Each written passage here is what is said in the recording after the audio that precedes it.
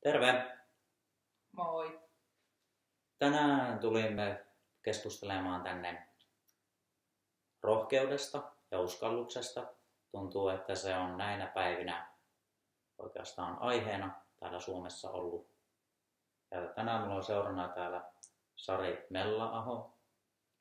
Ihan vastaväittelyn merkeissä ja näin poispäin, niin saadaan semmoista keskustelua aikaiseksi, johon voi tarttua sitten useampiin eri tavalla. Haluatko esittäytyä tässä vaiheessa jotenkin? No, ehkä sen verran aiheeseen viitaten, että mä oon tuore rovaniemeläinen, eli tässä on muutaman kuukauden täällä asunut. Yksi rohkea veto on tehty tänä keväänä, kun ollaan tänne muutettu. Niin sulla oli kaverit vähän haastanut, että meinaatko uskaltaa muuttaa? Joo, tai lähinnä ne oikeastaan kysyivät, että miten sä uskallat lähteä muuttamaan, koska he sanoivat, että he ei uskaltaisivat tehdä sitä muuttoa.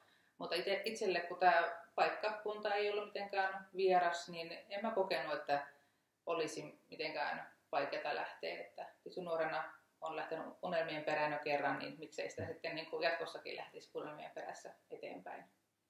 Joo. Mistä muutit tänne? Tuolta Janakkalasta Turenista, eli sinne on 750 kilometriä. Okay. Aika kauas jäi monet kaverit. Okei. Itse olen täällä nyt asunut useamman vuoden jo ja opiskellut.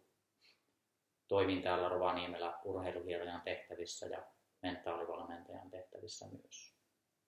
Ja sillä myös näitä aiheita tässä nyt sitten tuomassa esille. Rohkeus ja uskallus on tärkeä teema yrittäjälle, mutta myös perusarjen ihmisillekin. Kyllä se muutto haastoi sinne, että kun mukana on vielä lapsia, niin se ei pelkästään niin kuin koske itseään, vaan koko perhettä. Niinpä. Siinä sitten on haasteita, mutta ne on kaikki sitten tehty voitettaviksi.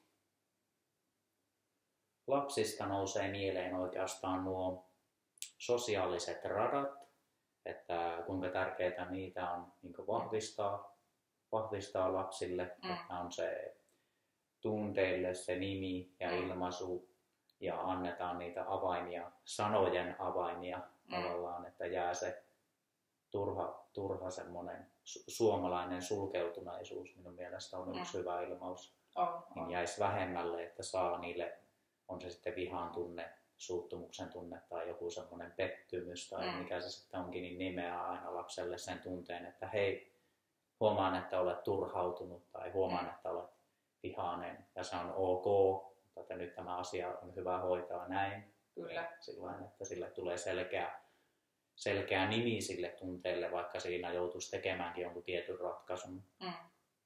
On kyllä noita paljon ollaan nyt tässä tämän vuoden aikana käyty läpi tämän muuton tiimoilta tunteiden sanottamisia, että on etitty siihen olotilalle se oikea tunne. Ja toinen voi olla innostunut, hei jes, kivaa uusia kavereita, mutta sitten voi olla parin kuukauden päästä iskee totuus, että ai vitsi se ikävä. Että sitähän ei ollut miettinytkään, että kavereita tulee ikävä. Mutta onneksi nyt nämä yhteiskunnassa helppo pitää somessa ja kaikessa kavereihin yhteyttä, niin ne kaverit edelleenkin on olemassa, mutta ne ovat vähän kauempana. Sitten. Ja totta kai toisaalta taas pelottaa uusi asia, että kun ei tiedä, että minkälainen koulu täällä on, saako mä kavereita ja että mulla on kaikki nyt hyvin, niin että mitä sitten.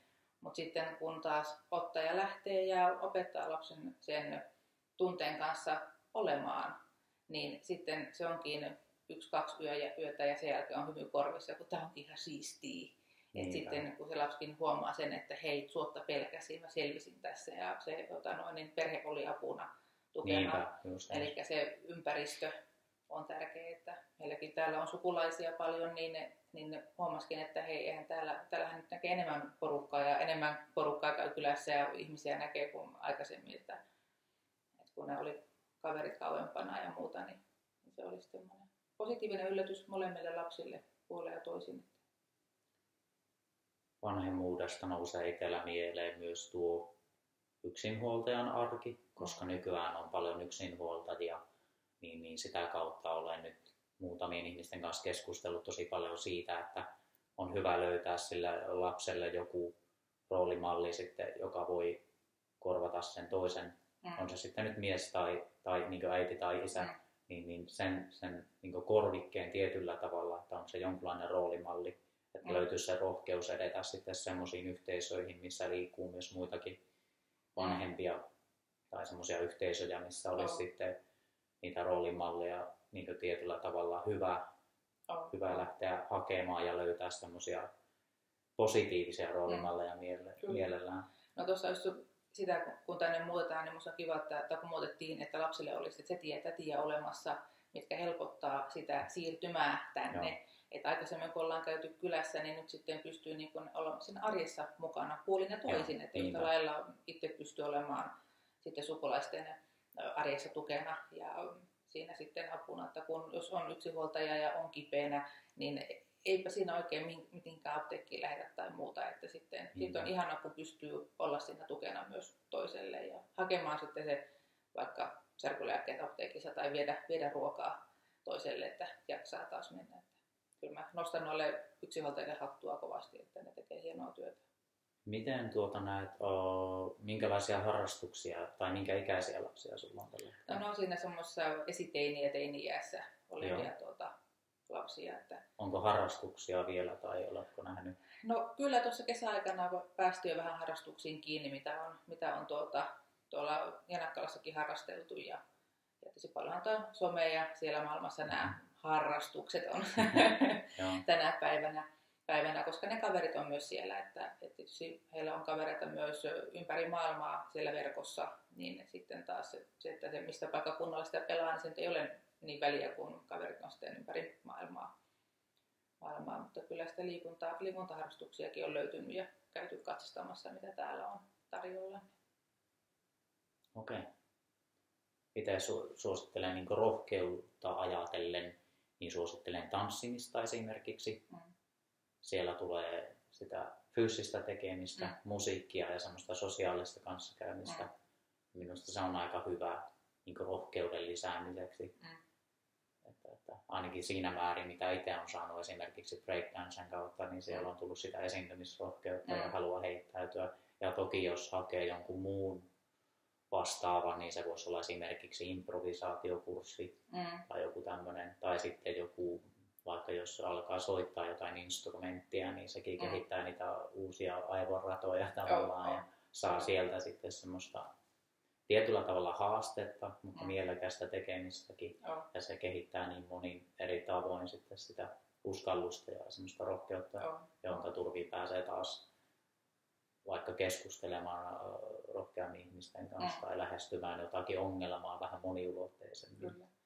Itse lapsilla näen sen, että jos on niin joukkojen harrastaja, niin joukkueessa on ollut se tietynlainen niin dynamiikka ja se sosiaalinen puoli, niin sitten se on aika rohkeata lähteä niin kuin hakemaan paikkaa uudesta joukkueesta.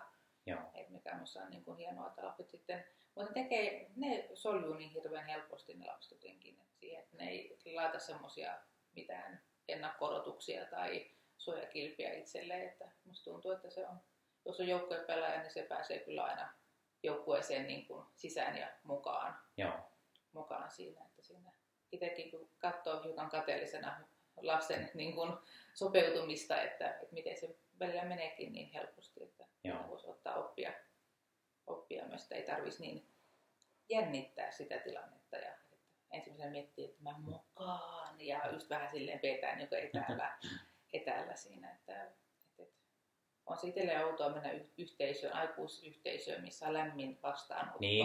Että se tuntuu jotenkin niin kuin hassulta, mutta kyllä siihen itsekin on sopeutunut tilanteeseen. Ja vielä se, että saa tavallaan hyväksytysti tai turvallisesti vähän tehdä niitä virheitä tai kehitysvaiheita. Kehittyä, kasvaa itsenä. Niinpä. Ja sitten saa sen tunteen, että hei, olikin ihan ok tehdä pieni virhe tässä, jos on ollut semmoinen tekninen virhe tai joku semmoinen, joka nyt ei ole kuitenkaan mitenkään niin toisiaan loukkaava fyysisesti tai henkisesti. Niin kyllä. Se on minusta tärkeää. On. Ja vielä tsekkaan, että juuri turvallinen ympäristö juurikin. Piti vähän lontata, että muistaa, että mitä piti sanoa. Kyllä. Niin just, että on turvallista siellä kokeilla niitä rajoja ja sitten mielellään, että kannustetaan sen jo niin kehittyneen alueen kautta ennemmin meininki, että lähdetään katsomaan, että tämä on hyvä juttu ja tämän sä teet tosi hyvin. Ja tässä voi katsoa esimerkiksi vielä tältä suunnalta, että miten tämä kehittäisi tätä vielä eri tavalla. Ja sitten olisi niin kuin joku järkiperäinen perustelu, että miksi on sitä mieltä ja sitten antaisi sen tilan sille toisellekin niin kuin kyseenalaistaa tämän ohjeen tietyllä tavalla. Totta kai niin kuin on ne tietyt peruselementit joka lajissa. Myös urheiluhierojan kautta tutkin sitä sieltä perspektiivistä, että löytyy ne tietyt periaatteet, mutta sitten on vähän vapautta sillä urheilijalla itsekin päättää semmoisissa asioissa, missä hän voi päättää esimerkiksi, että milloin venyttelee tai milloin löytää sen oman lihashuoltoajankohdan ja vähän niitä metodeja. Toki tietenkin sitten on hyvä keskustella niistä tavoista, että mitä ne voisi olla milloinkin niin kuin sillain, mutta että antaisi sen mahdollisuuden testata ja löytää sitä omaa tietä. On. Tuosta tavoista hyvä, kun sen toit esiin, nyt kun muuttaa, on erilainen asunto, missä aikaisemmin asunut, niin toteaa, että nyt on hyvä tapa muuttaa, tai niin hyvä kohta muuttaa omia tottumuksiaan, tapoja. Niinpä. Että ei tarvitse aina mennä niin kuin samalla tavalla. Että ihan se, että huonekalulla ne saa uudet funktiot niin kuin eri huoneessa, niin tarvitse aina olla sama sisustus, niin kuin minne tahansa muuttaa. Että se oli myös semmoinen hauska niin kuin, boksaus itsellä, että tajuaa, että hei, että nämä voidaan nyt laittaa ihan miten vaan. Nyt on niin kuin täysin puhdas pöytä tai puhdas asunto ja niin kuin laittaa sen niin kuin itse niin kuin siinä hetkessä katsoa, että on niin kuin tarpeellista ja mikä toimii siihen hetkeen, siihen arkeen. Että se on. Ja jotenkin se on aika vapauttavaa niin kuin sitten tehdä tuommoinen niin kuin hyppy, ja siinä saa siivottua paljon kaikkea ylimääräistä pois. Ja siinä sosiaalipiireissäkin huomannut, että ne hyvät kaverit ja muuta, niin ne kyllä on, ne pysyy, oli matka mikä tahansa. Että mulla on lapsuuden kavereitakin ulkomaille muuttanut ja muuta, niin ei se kaveruus ja ystävyys mihinkään niin kuin sitä häviä, vaikka on niin kuin kilometrejä välissä. Että. Niinpä, kun on ne tavallaan luottamusaspektit jo ylitetty ja pystytään vähän niin ikään sooloilemaan vähän omana itsenään, ettei ole enää sitä pelkoa, että miten tämä käyttäytyminen vaikuttaa. Ja sitten vielä tartun tuohon, mistä puhuit, että tulee uusi niin asunto ja uudet nurkat, niin ikään, niin sehän aina kehittää sitten muistiakin, kun ne tavarat on vähän eri paikoilla ja erilainen se. Viimeksi tänään etitty uimahousuja. Minnekäs ne olikaan tässä asunnossa? Että mä toisaan 2 muuttoa keretty nyt 4 kuukauden aikana tekemään, että tänne ja toiselle puolelle kaupunkia muuttoon, niin siinä on tavarat ollut levällään kirjaimellisesti ja nyt sitten paikoissa. Okei, hyviä mietteitä. Kiitoksia tästä. Kiitos. Ja voidaan tehdä näitä sitten lisääkin jossain vaiheessa vähän eri teemoilta, mutta näillä ajatuksilla tällä kertaa. Yes. Palataan asiaan. Moikka. Moi.